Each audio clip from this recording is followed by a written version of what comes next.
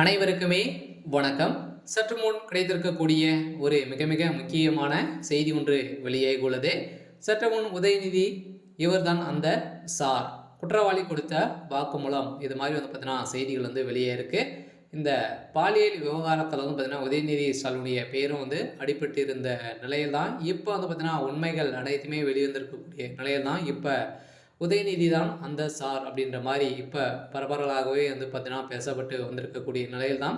So உதயநிதியுடைய car ஓட்டியது உதயநிதியுடைய நண்பராக தான் பார்த்தீங்கன்னா இவர் இருந்திருக்காரு. ஸோ இதனால் அவருடைய கார் ஓட்டியது குற்றவாளியாக கைது செய்யப்பட்டிருக்கக்கூடிய ஞானேஸ்வர் அவர்கள் தான் உடைய டிரைவராக இருந்திருக்காரு. ஸோ அதெல்லாம் பார்த்தீங்கன்னா இதனால தான் உதயநிதிக்கு நிறைய பெண்களை பார்த்தீங்கன்னா இவர் குடி வச்சிருக்காங்க அப்படின்ற மாதிரி தான் இப்போ வெளியேறக்கூடிய செய்தியால் தான் இப்போ உண்மைகள் அனைத்துமே வெளிவந்திருக்கக்கூடிய நிலையில் தான் உதயநிதிக்கு ஒரு மிகப்பெரிய சிக்கல் சிக்கியிருக்காரு. ஸோ அதனால் அவருடைய பதவி திடீர் ராஜினாமா செய்யணும் அப்படின்ற மாதிரி நிறைய கட்சிகள் போராட்டத்தில் இறங்க போகிறதாகவும் ஒரு செய்தி வெளியாக இருக்குது. ஸோ இருந்தாலும் என்ன நடக்க போகுது அப்படின்றத தொடர்ந்து வீடியோவில் பார்க்கலாம். ஸோ அதுக்கு முன்னாடி நம்ம சேனலுக்கு இப்போ தான் நீங்கள் முதல் முறையாக வந்திருக்கீங்க அப்படின்னா மறக்காமல் நம்மளுடைய சேனலை சப்ஸ்கிரைப் பண்ணி சப்போர்ட் பண்ணுங்கள். ஸோ வாங்க வீடியோக்குள்ளே போகலாம். ஸோ பார்த்தீங்கன்னா உதயநிதி ஸ்டாலின் அவர்கள் பார்த்தீங்கன்னா ஏற்கனவே இந்த அண்ணா பல்கலைக்கழகத்தில் நடந்த பாலியல் தொந்தரவின் அடிப்படையில் பார்த்தீங்கன்னா குற்றவாளியாக திமுக சேர்ந்த பிரமுகர் தான் கைது செய்யப்பட்டிருக்காரு.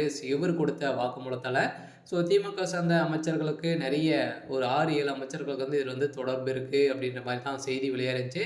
இதில் முக்கிய புள்ளியாக இருக்கக்கூடியவர் தான் உதயநிதி ஸ்டாலின். உதயநிதி ஸ்டாலின் அவர்கள் பார்த்தீங்கன்னா இவர் தான் அந்த சார் அனைவருமே மறைமுகமாக அந்த சார் யார் அப்படின்ற மாதிரி தான் கேட்டுட்டு இருந்த நிலையில் இப்போ அந்த சார் உதயநிதி தான் அப்படின்ற மாதிரி செய்தி வெளியே இருக்கக்கூடிய நிலையில் தான் இப்போ குற்றவாளிக்கு தூக்கு தண்டனை வழங்க போகிறதாக உச்சநீதிமன்றம் தீர்ப்பு அளிக்கக்கூடிய நிலையை தான் இப்போ அனைத்து உண்மைகளையும் பார்த்தீங்கன்னா அவர் கூட்டியிருக்கக்கூடிய நிலையில் தான் இவர் அவருடைய கார் ஓட்டுநராக தான் இருந்திருக்காரு. ஸோ இதன் அடிப்படையில் அவர் இருவருமே பார்த்தீங்கன்னா நிறைய பெண்களை சீர்குலைத்து செஞ்சுருக்காங்க அப்படின்ற மாதிரி தகுந்த ஆதாரங்களும் இருக்கும் இடத்தை சொல்லியிருக்கக்கூடிய நிலையில் அந்த இடத்தின் நிறைய பெண்றைகள் சிக்கிய சம்பவத்தினால தான் இப்போ அதிரடியாக திமுகவுடைய தலைமையகத்துக்கும் ஒரு மிகப்பெரிய இடியாக தான் விழுந்திருக்கு. ஸோ அதெல்லாம் திமுகவுடைய துணை முதல்வராக இருக்கக்கூடிய உதயநிதி ஸ்டாலின் கூடியவர்கள் கைது செய்ய போகிறாரு.